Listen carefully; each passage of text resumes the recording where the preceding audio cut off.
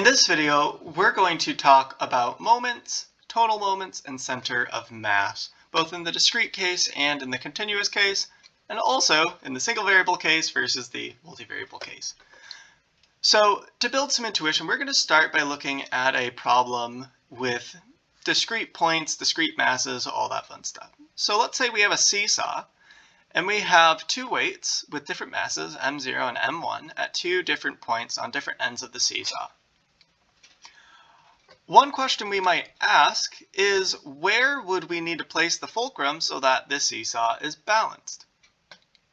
And one thing you might know is that the further out you are from the fulcrum, the more your mass kind of tips the balance in your favor on this seesaw.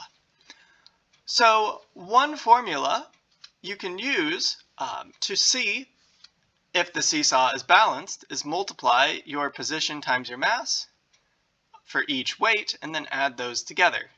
If you get 0, that would mean that the seesaw is balanced. If you didn't get 0, then the seesaw is going to be tipping one way or the other.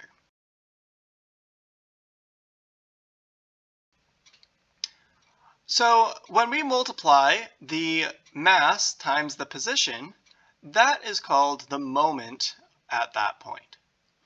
And the total moment is what happens when we add those all up together. So, and that's what I have here, xi, that's the position, times mi, that's the mass at that position. So what we were saying essentially is that if we have a total moment of 0, the seesaw is balanced. And then we had that other question, where would I need to place the fulcrum so that the seesaw is balanced? So let's say it's unbalanced. What we could do is we could find the center of mass. And what the center of mass is it's a single point, and I've drawn that here, such that if you put all the weight at that point, the system would behave exactly the same. So, if you want to balance the seesaw, all you have to do is put the fulcrum right underneath the center of mass, and then it's going to be balanced. Now, based on that description, we have a formula.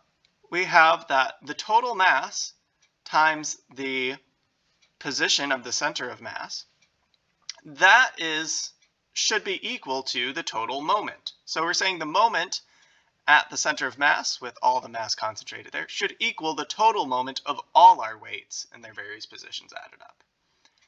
Solving for that center of mass value, x, we get that the center of mass is going to be the sum of xi, mi, over the total mass. Okay, so there is our description of the discrete case.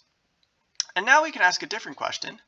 What if my seesaw didn't have discrete weights, but it actually just had like varying density all the way throughout? Well, I can no longer add up a whole bunch of things, but I can do the next best thing. Let's use the deal method to kind of approximate this. I would divide the seesaw into intervals. I'd approximate the mass, estimate the mass, because we're spelling out deal, not like doll or something. Estimate the mass using, we're not actually estimating the mass, we're estimating the moment, because we want to look at the total moment and see where the center of mass is. So we're going to estimate the moment using, well, the moment is going to be x, I, whatever our x coordinate is, somewhere in that interval, times the density at some representative point. This is also some representative point, times the length of that interval. Because this is going to be mass, and that gives us mass times the x coordinate. We add those up.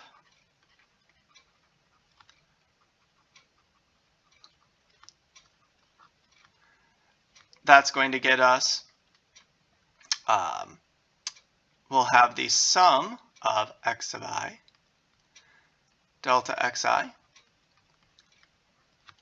capital delta xi. So that's, again, position times density times the length of the interval. And then we take the limit as those get smaller, as the delta xi's get smaller. So it's going to be the limit as the delta xi's go to 0 of the sum of xi, density of xi, the length of the interval, and of course that is just going to be the integral from a to b of x times delta x dx. And this gives us a formula for the total moment.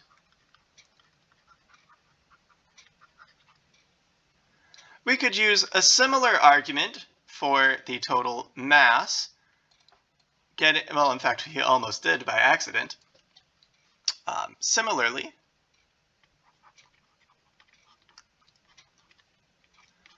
the total mass is the integral from a to b of x delta x. So no x this time. We're just integrating the density.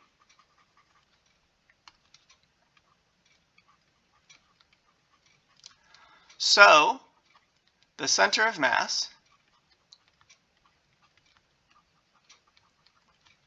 is going to be the integral from a to b of x delta x dx over the integral from a to b delta x dx.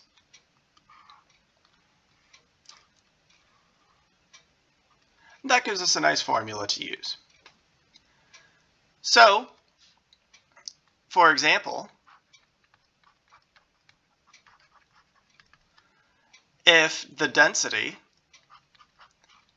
was given by, we'll say, x squared on the interval -1 to 2,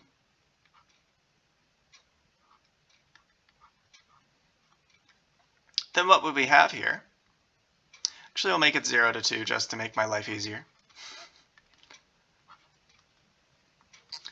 We would set up the integral from 0 to 2 of x times x squared, that's just x cubed, over the integral from 0 to 2 of just x squared. That's going to be, well, this is going to be x cubed over 3, evaluated from 0 to 2, over, nope, that's wrong, x to the 4th over 4,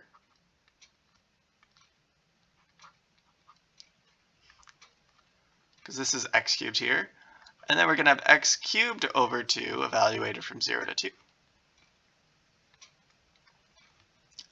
That's going to give me, in this case, that'll be 16 over 4.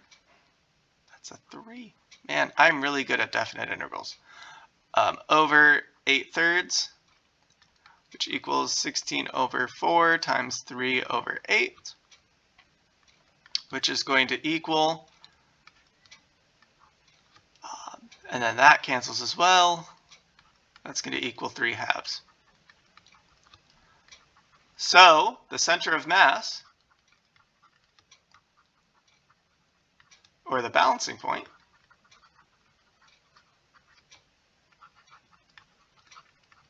is 3/2. Which makes sense because there's more weight on the right side than there is on the left side, or more mass on the right side than there is on the left side. And again, balancing point is more just a helpful tool. What this is saying is that if I wanted to represent the system, I could represent it by concentrating all the mass at the point x equals 3/2, and the system would behave the same. So there you go. There is our introduction to center of mass in the single variable case. We'll now do some examples in the next video where we do multiple variables.